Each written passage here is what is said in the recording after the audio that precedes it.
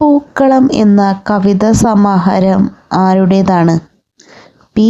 കുഞ്ഞിരാമൻ നായർ. ബുദ്ധമത വിശ്വാസമനുസരിച്ച് ഏതു പദം ലോപിച്ചതാണ് ഓണം? ശ്രാവണം. അത്തപ്പൂക്കളത്തിൽ ആദ്യ ദിനം ഏതു നിറത്തിലുള്ള പൂക്കളാണ് ഉപയോഗിക്കാൻ പാടില്ലാത്തത്? ചുവപ്പ്. ഓണപ്പാട്ടുകാർ എന്ന കവിത എഴുതിയത് ആര്? വൈലോപ്പിള്ളി ശ്രീധരമേനോൻ.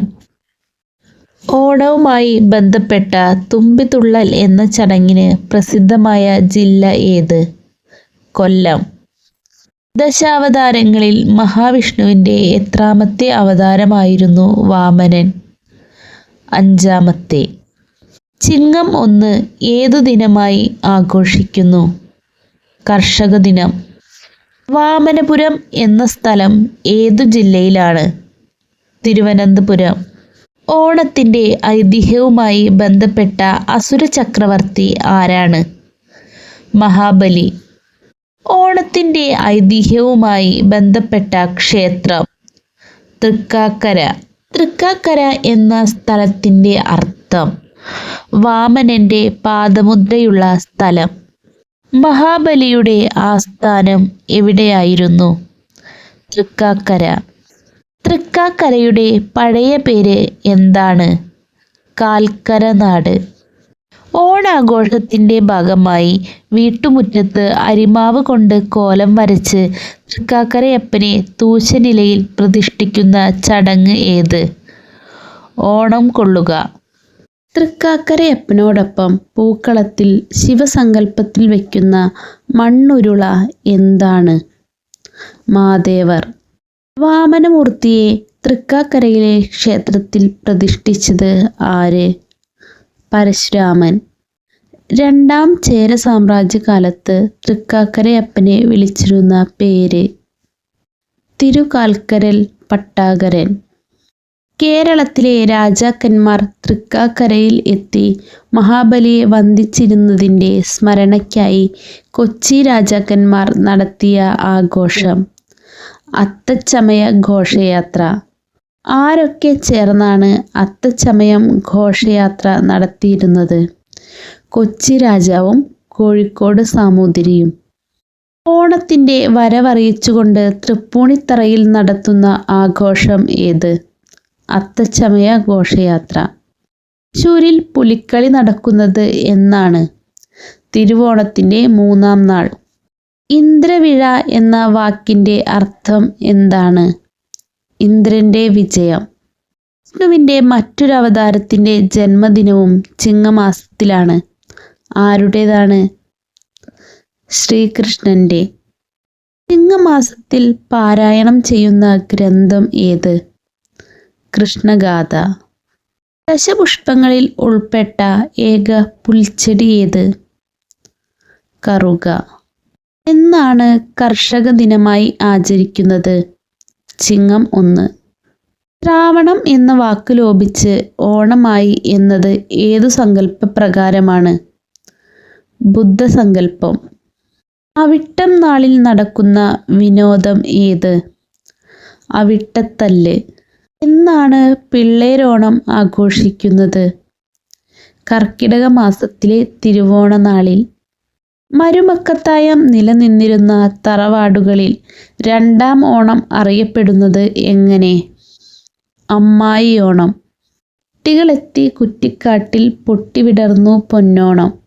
ഇത് ആരുടെ വരികളാണ്? ഒളപ്പമണ്ണ. ഓണവിജ്ഞാനകോശം എന്ന ഗ്രന്ഥം രചിച്ചതാര്? Professor P. കർത്ത. എരിവ്, പുളി, ഉപ്പ്, മധുരം ഇല്ലാത്ത ഓണസദ്യയിലെ വിഭവം ഏത്? ഓലൻ. ഓണത്തിന് ശേഷമുള്ള ചിങ്ങമാസത്തിലെ ബാക്കി ദിവസങ്ങൾ ഏതു പേരിലാണ് അറിയപ്പെടുന്നത്? പൂക്കുചിങ്ങം. ഭാഗവതത്തിലെ ഏതു സ്കന്ധത്തിലാണ് മഹാബലിയെ ചവിട്ടിത്താഴ്ത്തുന്ന സംഭവം പറയുന്നത്? അഷ്ടസ്കന്ധം. പൂക്കൾ ശേഖരിക്കുവാൻ കുട്ടികൾ ഉപയോഗിച്ചിരുന്ന പൂക്കുട്ടയുടെ മറ്റൊരു പേര്? പൂവട്ടക, പൂവട്ടി. ഓണക്കോടിയായി കുട്ടികൾക്ക് നൽകിയിരുന്നത് ഏതു നിറത്തിലുള്ള വസ്ത്രം? മഞ്ഞ വസ്ത്രം. തിരുവോണം മലബാറിൽ ആണ്ടുപിറവി ആണെന്ന് സൂചിപ്പിക്കുന്ന വില്യം ലോഗന്റെ കൃതി മലബാർ മാനുവൽ. അത്തച്ചമയ ഘോഷയാത്രയ്ക്ക് ശേഷം കൊച്ചി രാജാവ് ജനങ്ങൾക്കും ഉദ്യോഗസ്ഥർക്കും നൽകിയിരുന്ന നാണയം ഏത്? സർവാണി പുത്തൻ. പണ്ട് അത്തച്ചമയം വിളംബരം ചെയ്യാൻ നടത്തിയിരുന്ന ഘോഷയാത്ര ഏത് പേരിലാണ് അറിയപ്പെടുന്നത്? ദേശം അറിയിക്കൽ. പണ്ട് അടിയാന്മാർ ജന്മിമാർക്ക് ഓണനാളിൽ നൽകിയിരുന്ന കാഴ്ചദ്രവ്യം അറിയപ്പെടുന്ന പേര് ഓണക്കാഴ്ച. കർക്കടക മാസത്തിലെ തിരുവോണം അറിയപ്പെടുന്നതെങ്ങനെ? പിള്ളേരോണം. ഓണാഘോഷ ചടങ്ങുകൾ പ്രതിപാദിക്കുന്ന വെള്ളനശ്ശേരി വാസുണ്ണി മൂസിൻ്റെ കൃതി ഓണവൃത്തം.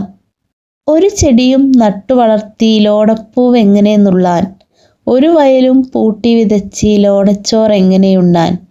ആരുടെ വരികൾ? NV കൃഷ്ണവാര്യർ. ഗുരുവായൂർ ക്ഷേത്രത്തിൽ ഓണത്തലേന്ന് ഒരുക്കുന്ന കാഴ്ചക്കുലകൾക്ക് പറയുന്ന പേര് ഉത്രാടക്കാഴ്ച. ഓമനയുടെ ഓണം എന്ന കവിത രചിച്ചത് ആര്? ഏറ്റുമാനൂർ സോമദാസൻ. കന്നുകാലികൾക്കായി നടത്തുന്ന ഓണം എന്ന് വിശേഷണം ഉള്ളത് 28-ാം ഓണം. ഒന്നാം ഓണം എന്ന വിശേഷണം ഉള്ളത് ഉത്രാടം.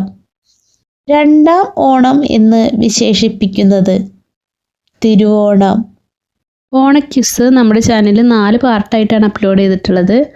ബാക്കി വീഡിയോസിൻ്റെ ലിങ്ക് ഈ വീഡിയോയുടെ ഡിസ്ക്രിപ്ഷൻ ബോക്സിൽ കൊടുത്തിട്ടുണ്ട്. അപ്പോൾ എല്ലാവരും ഒന്ന് കയറി ചെക്ക് ചെയ്ത് നോക്കുക കേട്ടോ. വീഡിയോ ഇഷ്ടപ്പെട്ടാൽ ലൈക്ക് ചെയ്യാനും ഷെയർ ചെയ്യാനും സബ്സ്ക്രൈബ് ചെയ്യാനും മറക്കരുതേ. തുടർന്നും ഇതുപോലെയുള്ള വിജ്ഞാനപ്രദമായ വീഡിയോകൾക്കായി ഈ ചാനൽ സബ്സ്ക്രൈബ് ചെയ്യുക.